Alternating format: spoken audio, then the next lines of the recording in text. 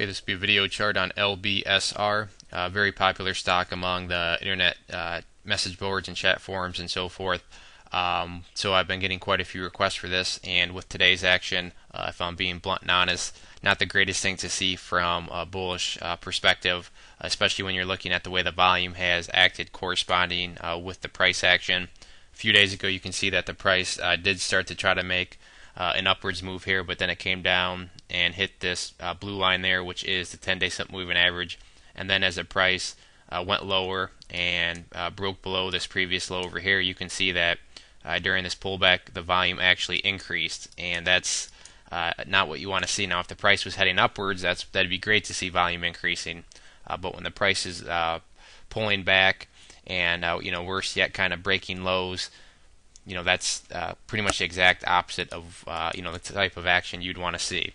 But the good news is the price is approaching a pretty solid area of support, so maybe this will finally be the bottom since the pullbacks began back here in late August. Will it be? Obviously a chart's not going to tell you that. It'll just tell you that this is approaching a very key area of support.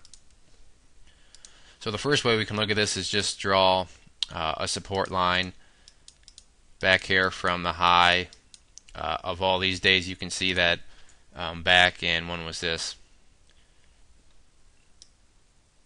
July. There was a bunch of days where the price went up there. So this was a resistance at one point. You can see that when this resistance was broken here, that was basically like the fuse that set off this massive move. And then it's since been pulling back, and you can see that the price isn't quite there yet, but it's getting close. This area is right around the 3.5 cent area. So this will be a very important level of support. I'm going to make that line an extra thick one.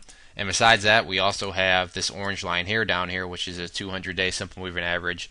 So these two put together should give a very solid area of support. If it doesn't, then from a technical standpoint, that would be a pretty big red flag, because any chartist would look at this and see, okay, we're approaching this previous support here, we're approaching the 200-day.